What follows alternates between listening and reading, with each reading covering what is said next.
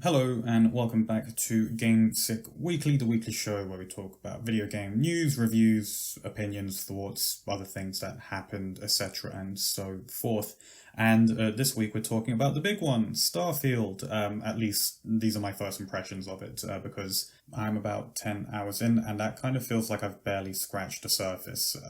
There is plenty I've done, but there's also a million things I haven't done. So calling this kind of like a full review would feel a bit disingenuous. So I'm calling this a first impressions, and I'm thinking to have a full review either for next week or for the week after, depending on how long this takes. Or maybe I'll just turn this into a Starfield podcast and just talk about Starfield things from now on if it's got the longevity of Skyrim. So yes, Skyfield? Close enough. Starfield. It is the latest FPS RPG from Bethesda Game Studios, the folks who brought us Oblivion, Skyrim, Fallout 3, Fallout 4, and lest we forget Fallout 76, although we don't talk about that one so much. With the exception of Fallout 76, I've been a big fan of Bethesda. I've just been a big fan of of their style of RPG. I know they're not like the deepest experiences, and they are infamous for for how buggy they get, but forgive me, for some reason I find the way that they craft the game quite endearing and quite engaging. So when I first heard about Starfield, I was kind of reluctant on it because the thing coming out at the time that they announced this was Fallout 76, which I had zero interest in, and I had double zero interest in it once it actually released and got absolutely railed in the media.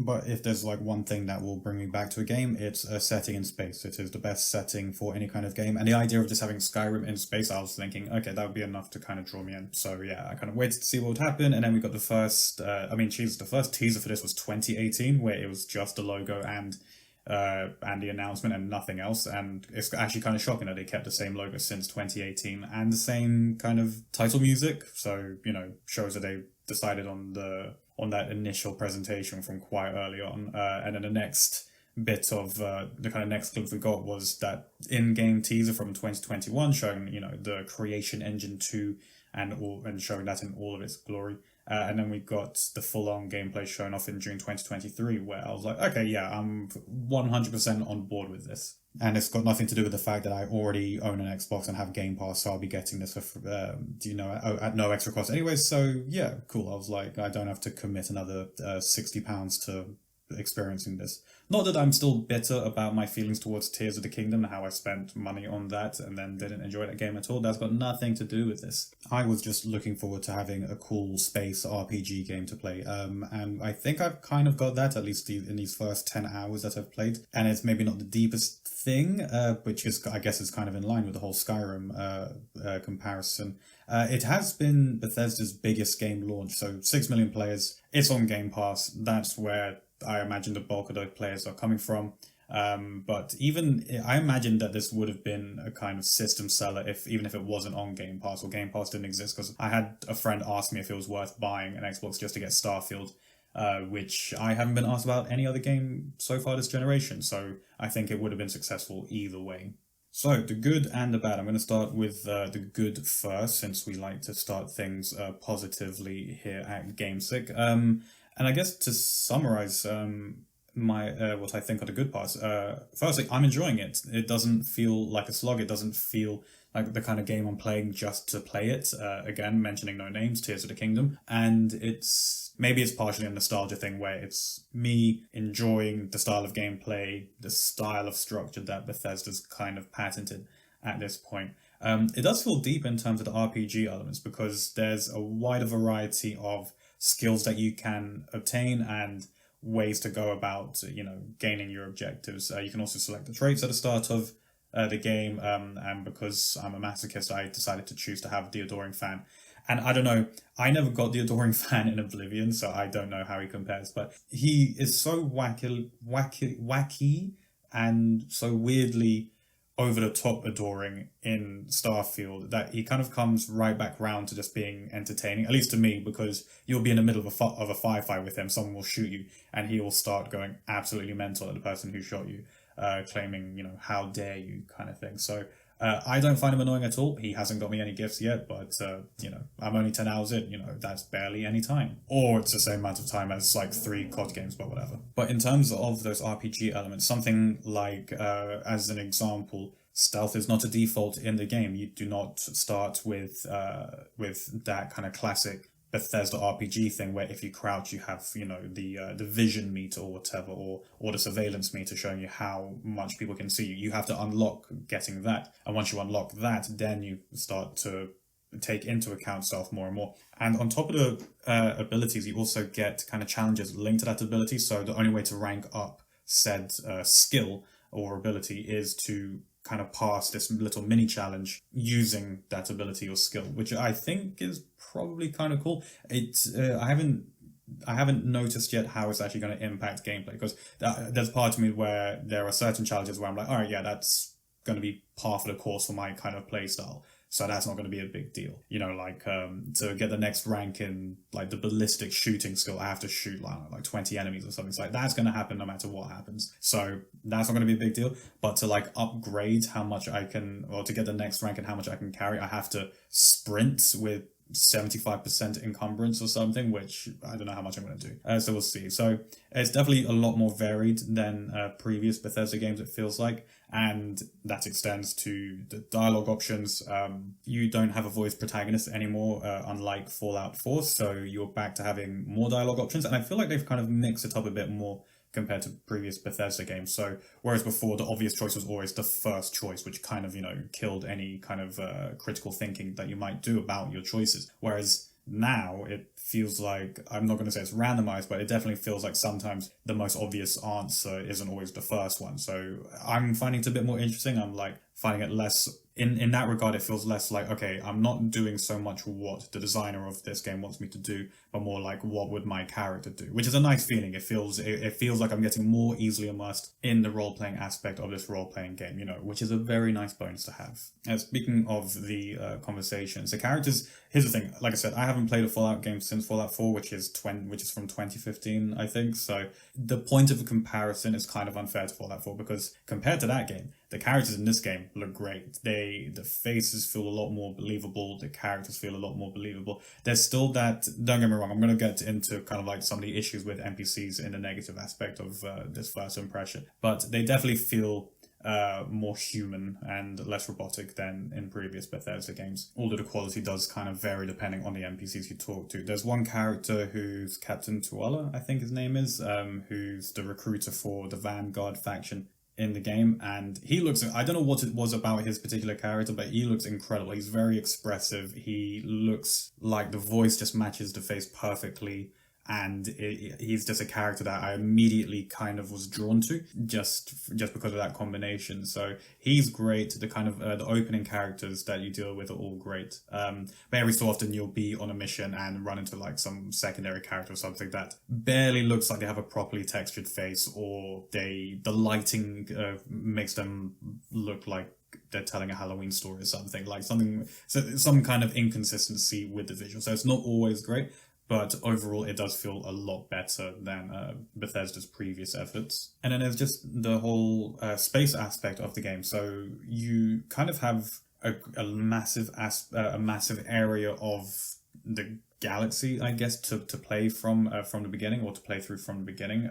You have multiple systems to go through. You go through our solar system. There's the solar system that you start in, there's the one that Earth is in, there's the Tau Ceti system, and those just through the named ones from like the main mission. So there's a lot to go on, and each one has individual planets, and planets have moons, and then you can choose to land on a bunch of these if you want. And then there's also structures in space like dockyards or outposts, that kind of thing. So even though they're not super deep and complex, and you're not going to have a fully modeled one-to-one of Earth, just to set expectations here. But what it does afford you is a great deal of variety in where you're playing. One that stands out to me was a mission where I had to go to a planet and basically just talk to some NPCs, and I got told, no, there's no problem here. Just talk to the people, give them what they need, and then leave. So nothing bad will happen. So obviously something very bad happened. But what was cool was getting to the planet. I went from like a desert planet to this planet, which had a thunderstorm brewing. And at the time I thought, all right, cool, it's just a thunderstorm. It looks kind of cool. Fine. Let me get to the settlement without realizing that I was being set up for like some kind of horrific showdown. And it turned out there was like some giant alien monster loose.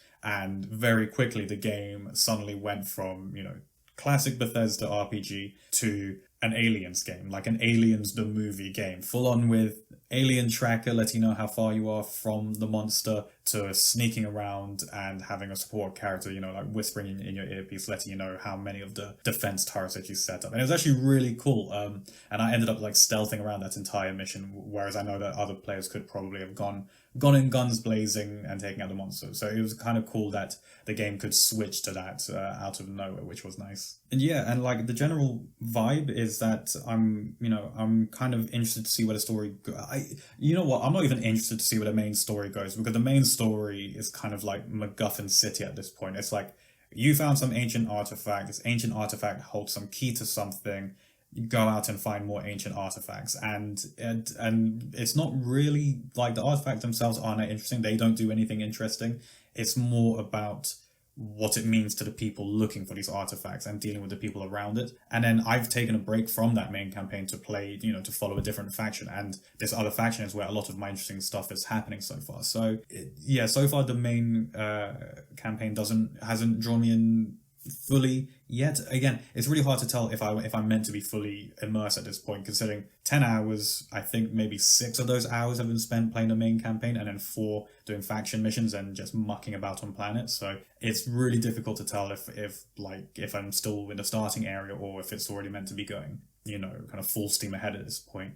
So I'm not fully drawn in through that, but I am going to do the missions. I want to see kind of like where it leads to and where it goes. I've heard online that the game gets better like a number of hours in, and I don't need it to be sold to me like that, because I'm already happy to play it. So, but if it does, kind of escalate or kind of advance further, then that would be cool. I haven't even customized my ship yet. Like, I'm still on the starting default ship, and there hasn't been any kind of prompt to customize my ship. There hasn't been, that kind of classic RPG moment of like, oh, you get to customize this thing, or your weapon, or your armor, or your whatever. So I'm expecting that to happen soonish. I really hope it does, because I really want to start modifying my ship. The ship is cool, but I want to make it mine, Like, I want to add that little chef's kiss to it. So yeah, so it's a bit of a mixed bag from everything I've been saying so far, but essentially it boils down to I've been enjoying it. I think it's good. I think it's a step up from what Bethesda have been doing with their previous games, and almost feels like a return to form, especially if you take into account Fallout 76 not being well received. But all of that being said, let me now get into the bad stuff of Starfield. Again, these are all negatives, but they're not negative enough to make me stop playing, but it might make other people stop playing, which is totally understandable. And I guess the biggest problem is that this is not an expansive space sim, as people might have expected or might have hoped for, going from the trailers and going from the discussions going around it. It is not Elite Dangerous. It's not even No Man's Sky in that regard. You can't manually fly your ship from space to the surface or surface to space. You cannot fly your ship in atmosphere. You can't really manually fly your ship like in space from one planet to another, as far as I know. Or if you can, it's so long that it would be meaningless. Like, everything is a button press into a menu and clicking on a point on a star map and saying travel here. And so in that regard, it really is lacking if that's the kind of immersive spaciness that you're looking for. I mean, it was kind of a gut punch when it kind of dawned on me. I was like, oh, okay, this is what we're going to go with, and this is how it's going to be. I'm not going to get to have like a really cool dogfight in atmosphere, or get to fly from the planet, up into a space station in orbit. Everything's going to be done through a menu, which kind of goes to a wider problem of a lot of things are done in menus. And I know that sounds like a very odd criticism for a game where you have to do like a lot of management stuff, but it really feels like you have to go into the menu way more often than in any game I've played recently. even just to do basic things, like you can't quickly swap weapons, is what I'm trying to say. On Xbox at least, I'm playing on Xbox Series S with a gamepad, and there's like a D-pad quick menu.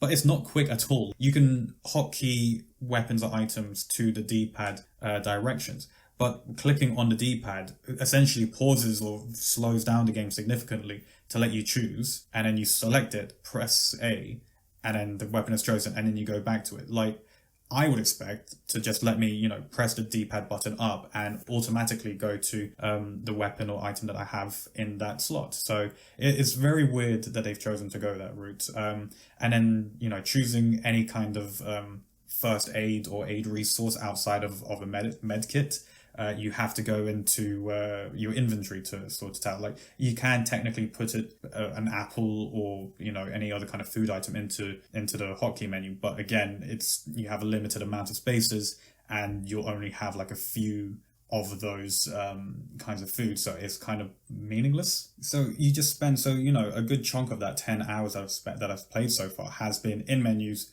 going from star map to star map, going from fast travel to my inventory to my mission, back to the star map, clicking a point, pressing fast travel, and then going to it. On more than one occasion, it led to a ridiculous moment where I would be at a location like a mining post or whatever, be told that my objective was a kilometer away, and I could either run for a kilometer or get in my ship, take off, go into space, and then once in space, click on the point on the map that was 1 kilometer away, and then fly back down to the surface from space, all done through cutscenes. So it kind of kills the whole feeling of a grand space opera at that point. So you kind of have to take that on board if you're going to carry on with this game. Moving on from disappointing space gameplay, let's talk about NPCs, because whilst they are better and they emote better and they lip sync better and they feel more human than previous games, they're still Bethesda NPCs. They still have weird quirks. They've changed up how conversations happen now, so that you can be conversing with more than one NPC at a time, but it's still that kind of rigid Bethesda face and rigid Bethesda conversation style that happens. And if you interrupt an NPC whilst they're doing something else, and then the conversation will start, you go into a conversation mode, but the NPC will still be facing away from you and will slowly turn towards you during a conversation, like that girl from The Exorcist or something, which, it always makes me laugh, to be fair, but it's not exactly immersive and not exactly realistic. And I know that they said that this is on Creation Engine 2, so this is like meant to be their next gen, really amazing engine, but I can't help but notice that, NPCs still disappear when they walk through a door, and they will just randomly reappear. I haven't played too many other RPGs, so I kind of don't have a point of comparison with this. So I don't know if other RPGs have already handled NPCs going from one room to another without disappearing, but it feels like such a weird holdover to have. It feels like a very strange limitation of this engine that kind of like, again, the realism just takes a hit when you're at a spaceport ready to get onto the space train, and all you see is a load of people disappearing into the train and a load of people appearing out of thin air in front of the train. And I just kind of hope by this stage they would have found a more elegant solution for this. And I guess the kind of the short summary of my feeling of NPCs in this game so far is that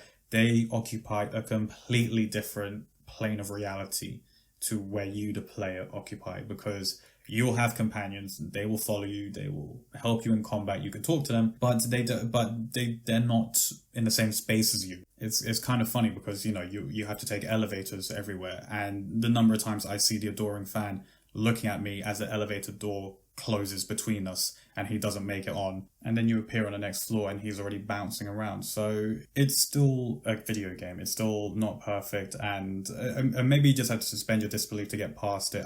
It was just one of those things that I'd hoped that we'd kind of left in the last gen, and that wouldn't be so in your face this time around. But again, not a deal breaker, I'm still playing, it still makes me laugh from time to time.